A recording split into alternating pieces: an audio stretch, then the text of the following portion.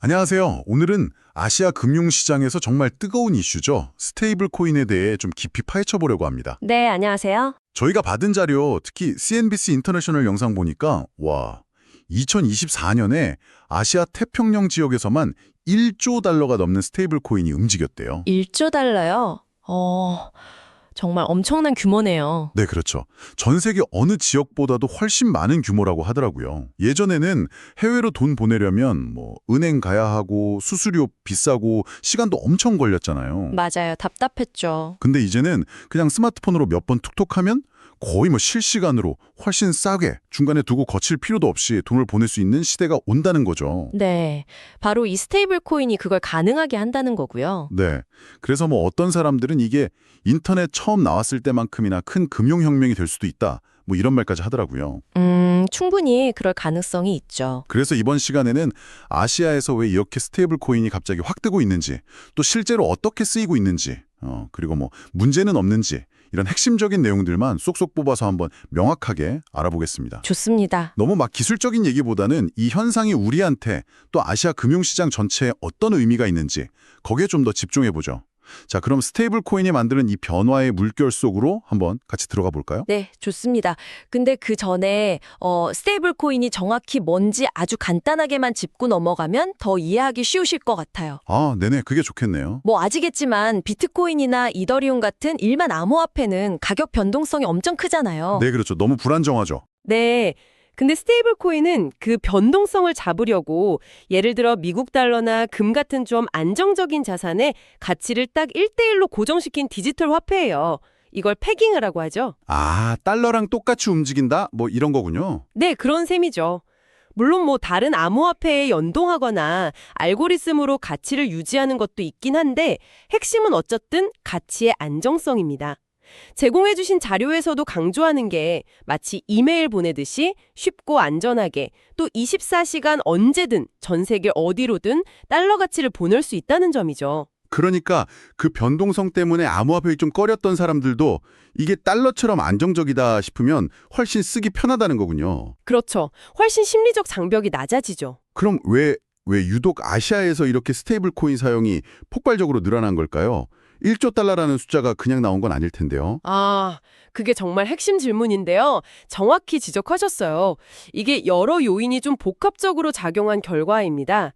자료에서도 나오지만 아시아는 지리적으로나 경제적으로 워낙 다양한 나라들이 얽혀 있잖아요. 네, 그렇죠. 그래서 원래부터 국경 간 거래나 송금 수요가 엄청났어요.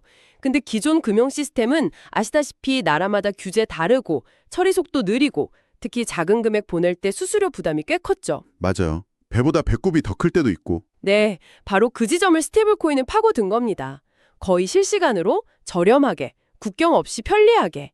이 장점이 너무 명확하니까 사용자들이 빠르게 받아들인 거죠.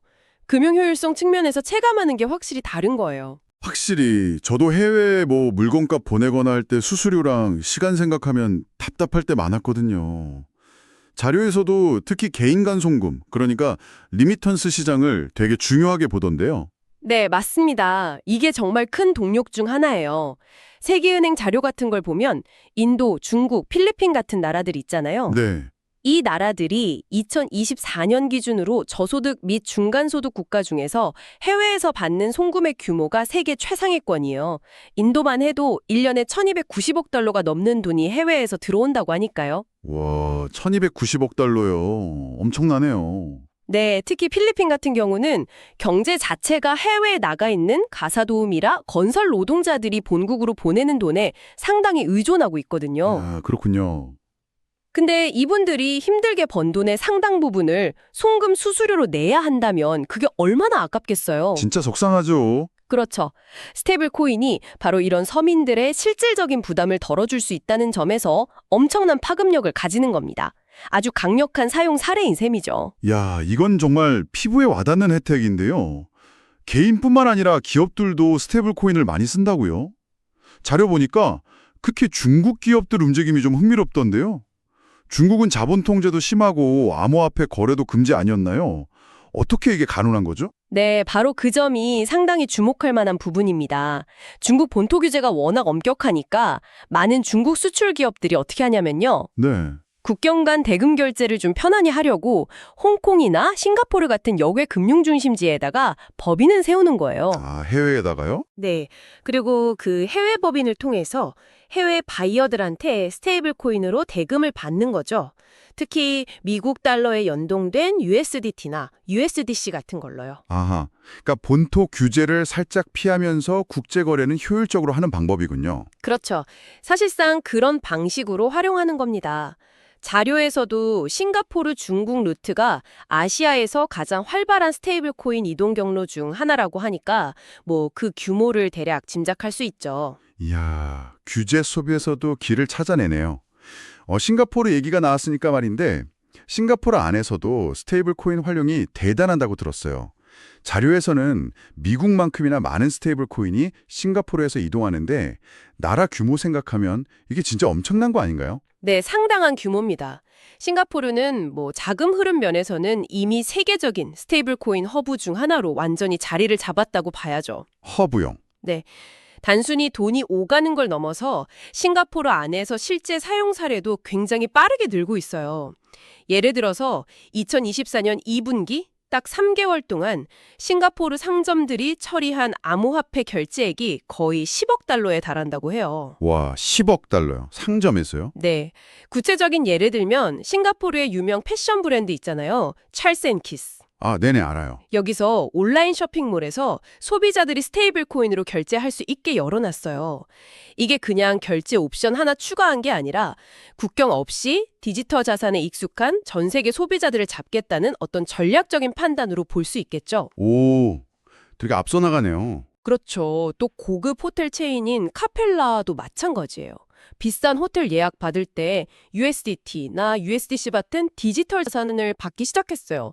아무래도 프라이버시나 뭐 통화 선택의 유연성 그리고 높은 거래 한도를 원하는 고액 자산과 고객들을 좀 끌어들이려는 목적이 있겠죠. 와, 패션 브랜드, 호텔, 이런 진짜 일상 소비 영역에서도 쓰인다니까 이게 정말 우리 생활 속으로 점점 들어오고 있다는 느낌이 확 드네요. 네, 그렇죠. 점점 그렇게 되고 있죠.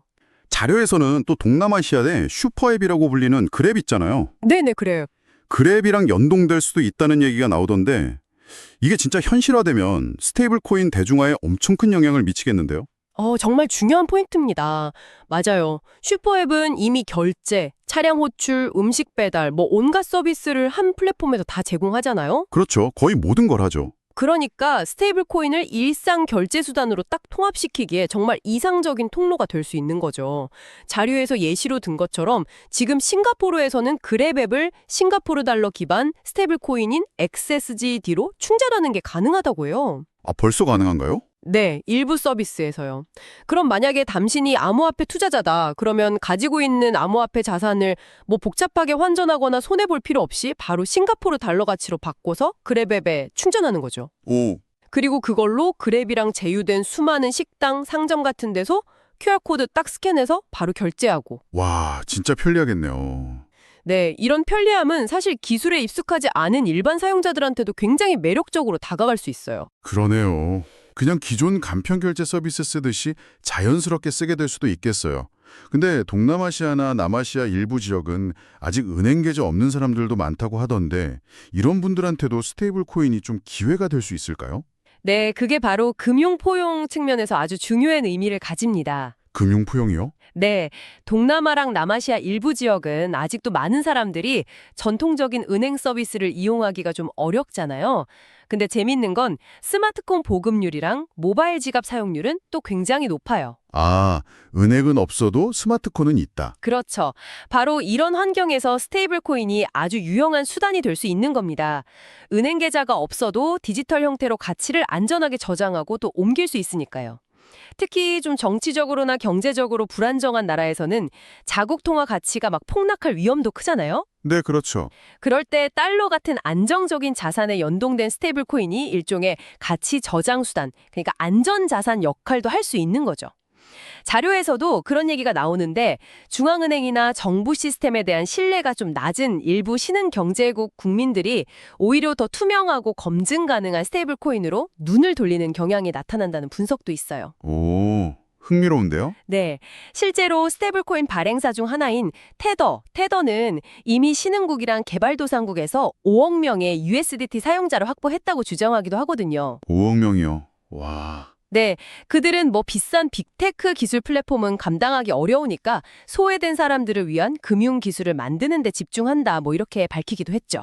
이거 참 흥미로운 관점이네요. 네, 역설적이지만 그런 면이 분명히 있습니다. 하지만 뭐 이렇게 좋은 점만 있는 건 아닐 거 아니에요. 이렇게 빠르게 크는 만큼 분명히 뭐 규제 문제라든지 신뢰 문제 같은 거 넘어야 할 산들도 있을 텐데요. 어떤 점들이 좀 거론되고 있나요? 당연히 있습니다. 스테이블 코인 시장이 워낙 빠르게 퍼지니까 각국 규제 당국도 지금 발빠르게 대응하고 있어요.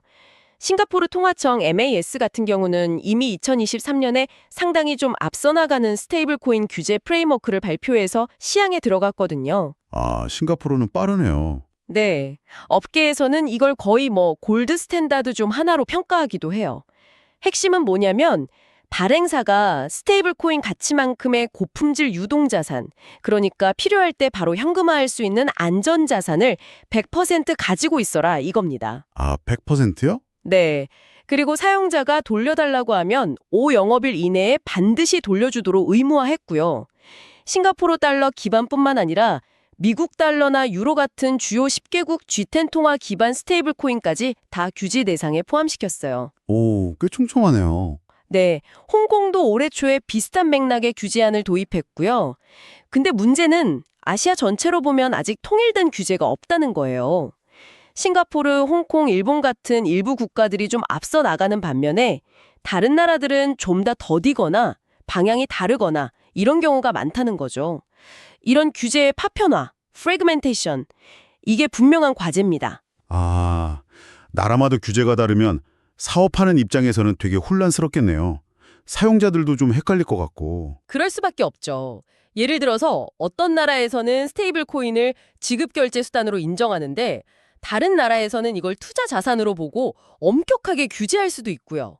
이런 규제의 불확실성, 불균형이 국경 간 서비스 확장에 큰 걸림돌이 될 수 있습니다. 그렇군요. 그리고 또 다른, 어쩌면 더 근본적인 과제가 바로 신뢰의 문제입니다. 실례요? 네, 자료에서도 2021년에 있었던 테더 사태를 언급하고 있잖아요. 아, 네, 봤어요. 그때 세계 최대 스테이블 코인인 USDT가 실제 미국 달러랑 1대1로 완전히 담보되지 않았다는 의혹이 터지면서 엄청 큰 논란이 있었거든요.